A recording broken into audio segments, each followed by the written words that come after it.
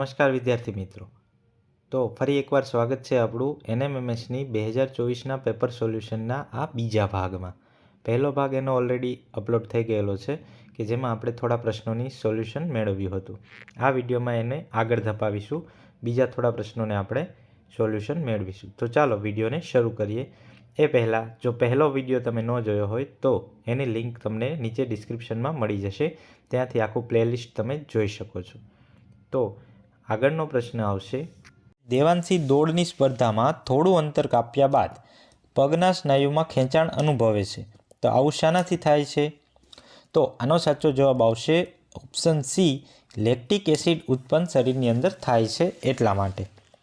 આગળનો પ્રશ્ન જોઈ લઈએ, વનસ્પતિમાં થતી બાષ્પોત્સર્જનની ક્રિયામાં મારો રોલ મહત્વનો છે, બોલો હું કોણ? આનો જવાબ આવશે ઓપ્શન બી, પર્ણરંધ્ર, કે જેના દ્વારા બાષ્પોત્સર્જન થાય છે। આગળનો પ્રશ્ન છે, દોરીની લંબાઈ 1 મીટર લઈને બનાવેલા લોલકને 20 દોલન પૂર્ણ કરતાં 42 સેકન્ડ લાગે છે, તો તેનો આવર્તકાળ કેટલો થશે?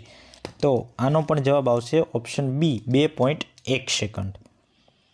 આગળનો પ્રશ્ન છે, કાન, નાક, ગળાના ડૉક્ટર દર્દીની તપાસમાં શેનો ઉપયોગ કરે છે? તો ઓપ્શન તમને નીચે આપેલા છે 4, એની અંદરથી આપણો સાચો જવાબ આવશે ઓપ્શન ડી, અંતર્ગોળ અરીસાનો ઉપયોગ ડૉક્ટર દ્વારા કરવામાં આવે છે।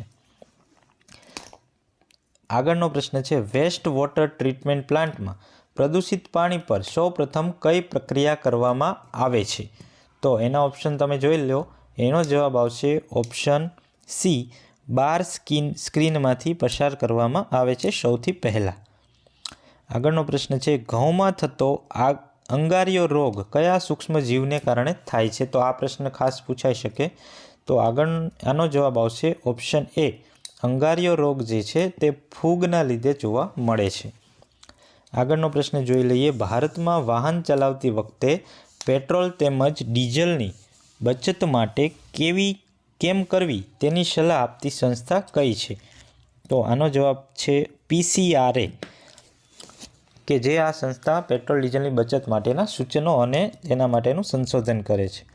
આગળનો પ્રશ્ન જોઈ લઈએ, આપણા પાચન માર્ગમાં કયા અંગમાં રસાંકુરો હોય છે? તો રસાંકુરોની વાત કરીએ તો તે આપણને નાના આંતરડાની અંદર જોવા મળવાના છે, તો એ આપણો જવાબ થઈ જશે ઓપ્શન બી। આગળનો પ્રશ્ન જોઈ લઈએ, જે વનસ્પતિઓ બીજી વનસ્પતિ દ્વારા બનાવેલ ખોરાક પર નભે છે તેને શું કહેવામાં આવે છે? તો એને કહેવામાં આવશે પરાવલંબી, કે જે બીજા ઉપર આધાર રાખે છે। હવામાં પાણીની વરાળના માપનને શું કહેવામાં આવે છે? તો તેને કહેવામાં આવશે ઓપ્શન સી, ભેજ।